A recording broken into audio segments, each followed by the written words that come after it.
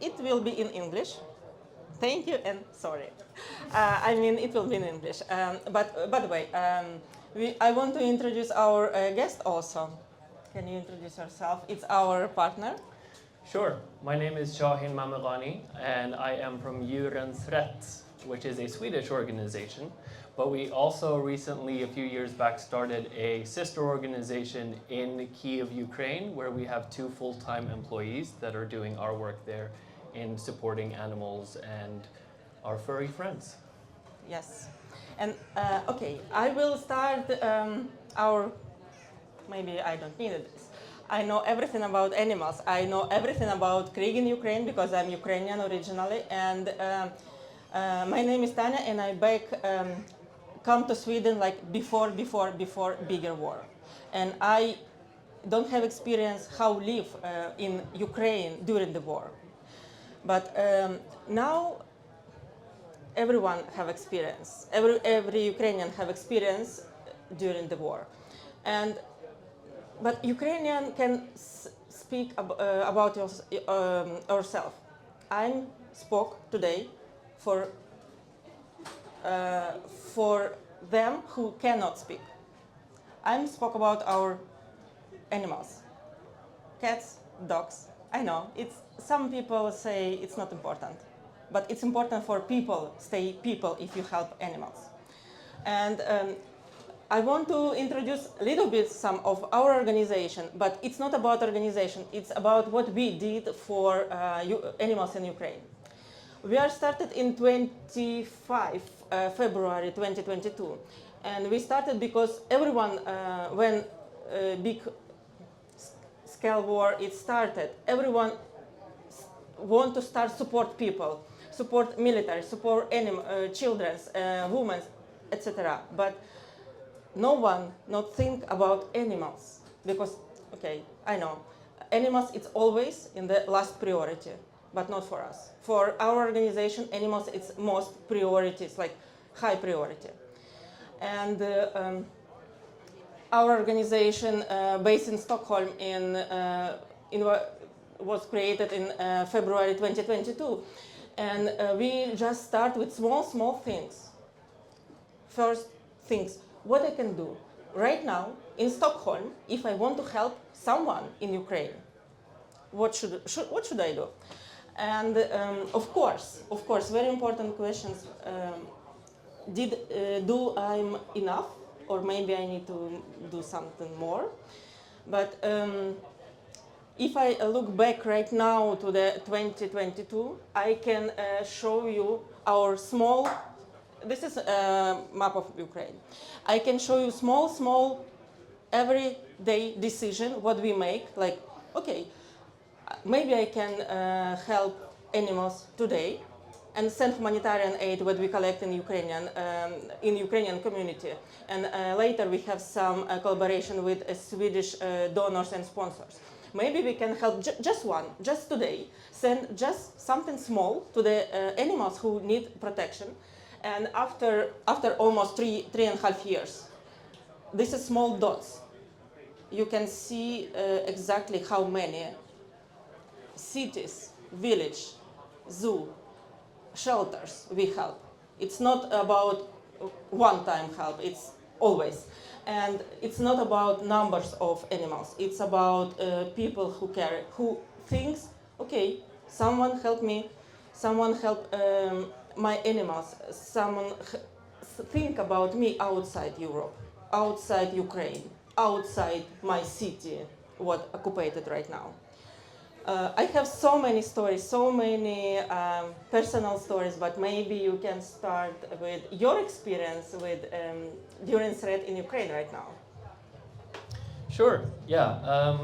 Let me just start off by giving a short introduction to Djurens Rätt and the work that we do. So we are Sweden's oldest and largest animal rights and animal welfare organization. We were founded in 1882, so we've been around for over 140 years. We've primarily been focusing on Sweden's animal welfare and animal rights issues, but shortly following the full-scale invasion of Ukraine in 2023, we decided to expand our operation outside of the borders of Sweden and set up an office in Kyiv, Ukraine, where we now have 2 full-time employees. And the way that they have helped us is in 2 focus areas where we put our time and effort. And one of them is immediate aid, which is helping animals that are right now suffering and falling victim to the horrors of the war. So we help with evacuations of cats and dogs. For example, when the Novakhovka Dam was destroyed by the Russians and that flooded the whole area, we evacuated over 500 dogs. We've helped evacuate over 400 dogs from Kharkiv after the terrorist attacks there. And we've also helped with vaccinations of hundreds upon hundreds of dogs and cats in Kharkiv as well. And we work with local organizations there, Homeless World and Kharkiv Animal Rescue, in order to help us. In order to help us carry out the work that we plan on doing there. And the other work that we do is more long-term. So it's not necessarily animals that are immediately affected, but we're also working more long-term in how we can structurally improve and reform the animal welfare laws that are in in Ukraine. And the reason we do that is that it's an inevitability that Ukraine will one day join the European Union. And in order for that to happen, Ukraine needs to be in alignment and compliant to these regulations that the European Union has. And so we're focusing on doing that work now proactively, so that when it comes to the question of Ukraine then joining the European Union, the work has already been done, or at the very least come a very long way. So in that way, by helping animals, we're also indirectly helping the people of Ukraine. Yes, this is main our idea. If you help animals, if you help your pets, of course you are help in the first row yourself.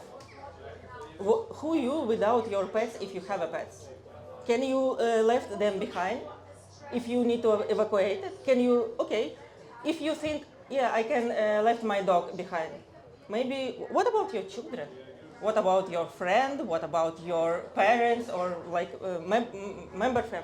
family members? But yes, about sterilization, it's very good point because we also support some sterilization project in Ukraine right now in war time, because for our case, we should provide some. We need to think in the future.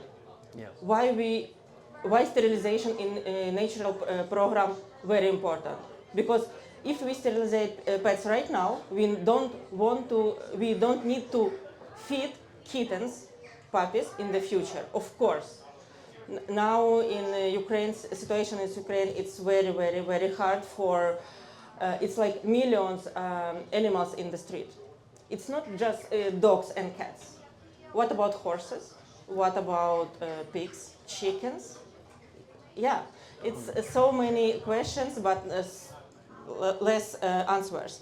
I can tell you our volunteer story. She was occupied in Mariupol. She's with family. She's a zoo volunteer. They help animals before war, and of course they have stray cats and dogs. They adopted. Tried to find them a new family, but cannot. When war started, they decided to evacuate it. Mariupol was taken already. They was occupied, and they say, "Yeah, how we can do this? We have 6 dogs and 6 cats, and 9 family members. How we can do this?" It's like, oh, yeah, maybe we need like just more cars. And they evacuated, escaped from Mariupol by 4 cars. everyone safety arrive to Sweden. They live in Stockholm right now, and they our activity volunteer in our organization because they know what it's cost. They did everything survive for ourselves and for animals, for cats, for dogs, for everyone. And yeah, this is like million our background, our story behind, and also we. When I say, okay, we support animals, everyone thinks, this is a cat and dogs. Just this. Maybe some birds, maybe some, not snakes, not horses, not. But they cannot speak, they cannot explain how feel they this situation, and they sometimes don't understand what happens. Why? They not void for, they don't have a passport, they don't vote for some politics. No. Something happens around, but you don't understand what happens. And yeah, it's so many questions, and everyone can say, yeah, it's our, everyone who help animals or related to animals health, they say very, very, very common questions. Can you guess these questions? What about people? Why you help animals? It's like, okay, you help people, you help people, you help people. Who help animals? No one. Okay, it will be me. This is how it started. And yeah, it's so many story I can tell. How many times you have, guys? I can spoke about animals like forever. Just need to say stop. Yeah. And for us, it's very important with we have a people who around who understand what we feel, because we are Ukrainian in Stockholm, and understand why we do this. And someone asked, what you do when war is ended? Yeah. Okay, do you can maybe you have example what during threat will be do if when soon war is ended? Yeah, absolutely. So we know at Utökad, or we expect that the war will end. But there's also a risk that before the war ends, that public interest in the war will start to wane, which also risks, help to Ukraine diminishing over time. Yeah. And that's something that we've factored in for since the very beginning. And that's why we set up a local organization with 2 full-time employees who are working on funding. Currently, they're being funded by the Swedish organization, but we're working on getting them to also become a self-funded organization that can, that is democratically funded, and then can organically grow bigger and bigger, so that the work is going to continue even after this war ends. We're going to continue the work on improving the situation for the animals, both outside of our furry family members, but also including our furry family members. Something I think you touched upon that I think is very important, our cats, horses, dogs, turtles, rabbits, hamsters, we form very strong emotional bonds with them. They become a member of our family. And when they die, we grieve them as we grieve a family member that has passed. And war affects them just as much as it affects humans. So that's why we also think it's important to help them, because they are individuals in their own right as well. And they suffer just as we do. So in order to help them to make it through the war, we keep these families together so that they can also keep their morale up, which is important, because without morale, you lose the ability to resist and to fight for your freedom. So this is an integral part for us, is helping people by helping the animals, so that the Ukrainian spirit and resistance stays strong. And when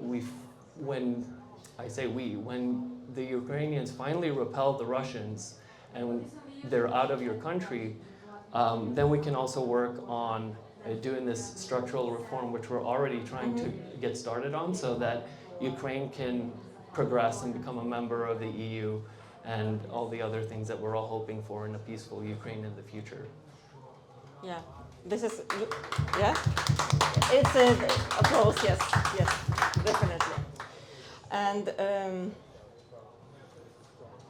if you have a time, I have so many stories about the volunteers in Ukraine, but want to say how we decide, yeah, this is the next questions, like very frequently questions, how we decide who deserve to help.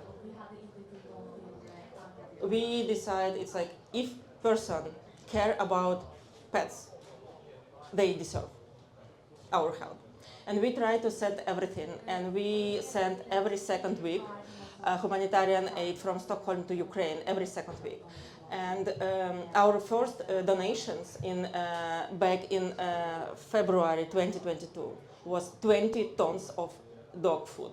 Wow. It's our first donations. Wow. Because everyone was like so shocked about this situation. And we start to do everything possible for us. We have a sponsorship from some company who give us truck. We have some volunteers who just like make this delivery happens. And we send to UA&SE. This is the biggest Ukrainian organization who support Ukrainian, who also support animals and animals rights in Ukraine. UA&SE is the biggest one, but not just one. And we support some shelters in Odessa. They was bombed a few months ago, and they actually this photo from these shelters will be together tomorrow in the photo exhibition.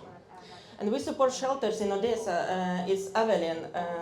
It's our partner in Ukraine, and they receive, for example, from us like some tons of donations food. And they have monkeys, they have raccoons. This is center for exotic animals. And they monkey, raccoons, but even monkey eat dog food. Because animals are starving. For me, it's important if you have some food there in Stockholm, I think, okay, how fast I can send to Ukraine? How fast I can help animals in Ukraine? And yeah, this is how we work. And but I'm so happy I have some people who think same inside Ukraine. If I tell someone, can you receive it like 3 pallets of dog food tomorrow in the Nova Poshta? They say, yes, of course, we are ready. It's like, okay, we are ready to send. This is how it's worked. This is how it's worked with Ukrainian people.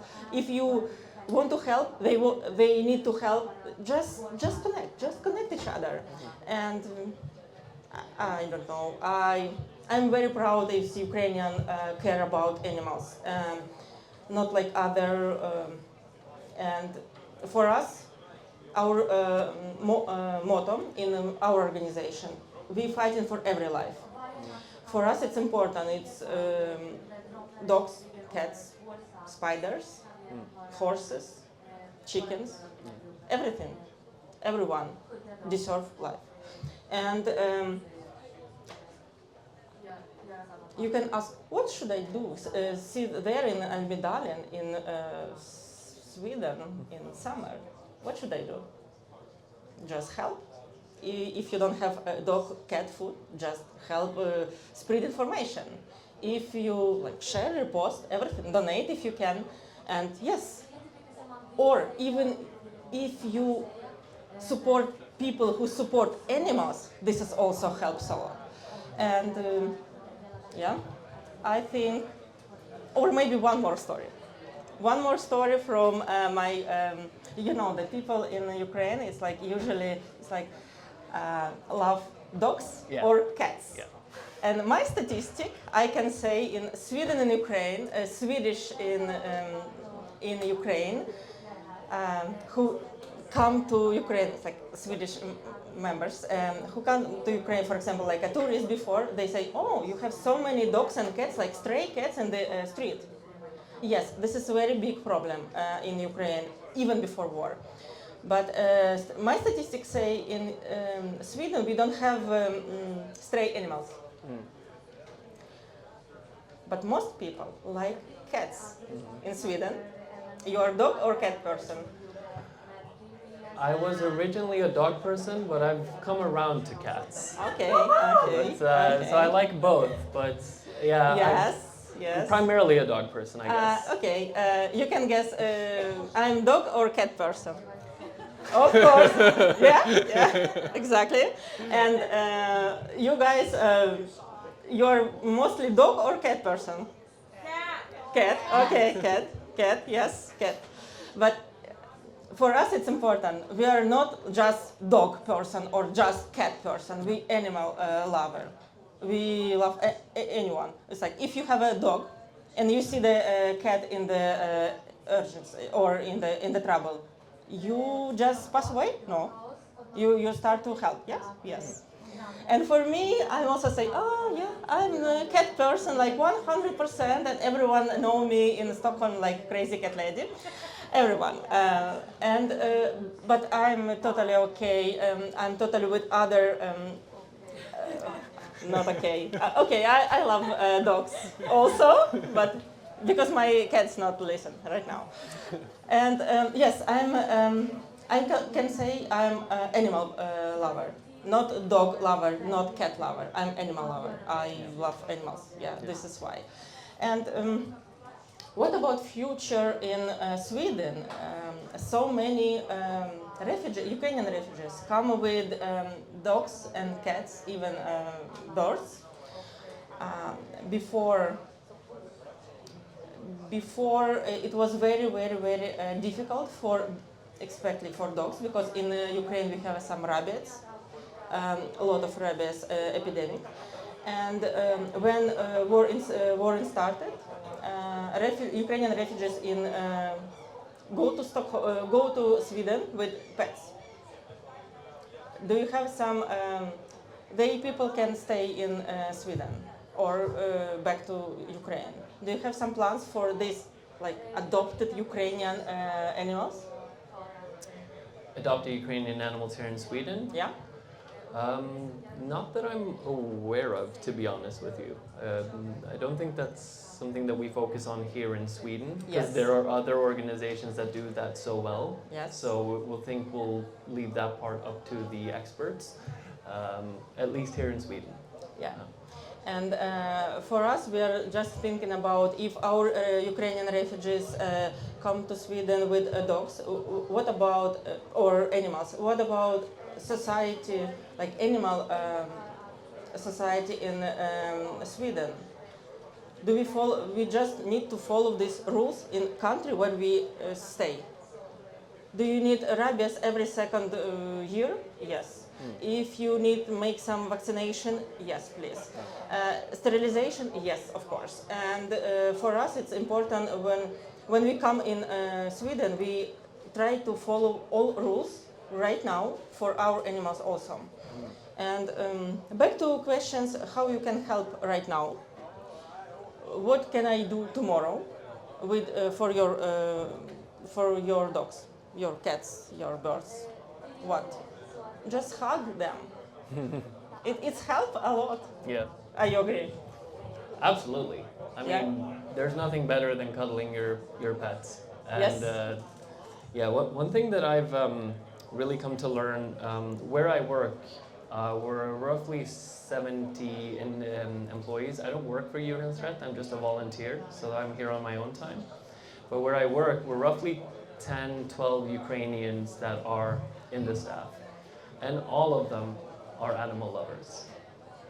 More so than any other ethnicity I've ever seen. It seems to be such an ingrained part of Ukrainian culture that you really, really care for your animals and treat them as family. And that love runs deep within Ukrainians. And I think that's such a beautiful thing to see, that even in the midst of all these hardships and people fleeing to other countries, the love that they have and the care that they show for their animals is really something that I think every human should strive to achieve, because you're setting an example for the rest of humanity to follow. Yeah. I think this is very good point for finished. And just one question, guys, or one. Can I ask you about favorite?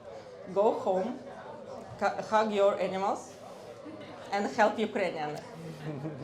I think this is it. Thank you so much for attention. Thanks, and see you next time. Thanks so much.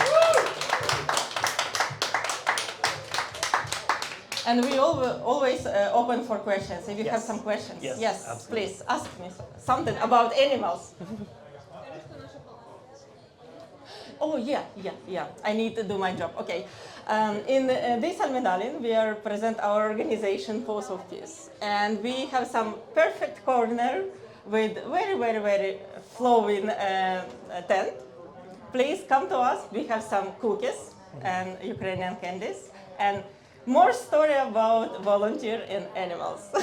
And yes, if you need some questions, if you need some answers, we always open for collaborations. Please help us, help everyone in Ukraine. Yes. Yeah, and you can find us if you walk down that street and to the left. We're right next to Huset, close to Platz. And any of us would be happy to tell you more about the work we do in Ukraine and the work that we do here in Sweden in order to help animals, regardless of how they look. We just want a world where every animal is respected as a sentient being with the right to their own life. Yeah, we're fighting for every life. Yes. Thank you so much, guys.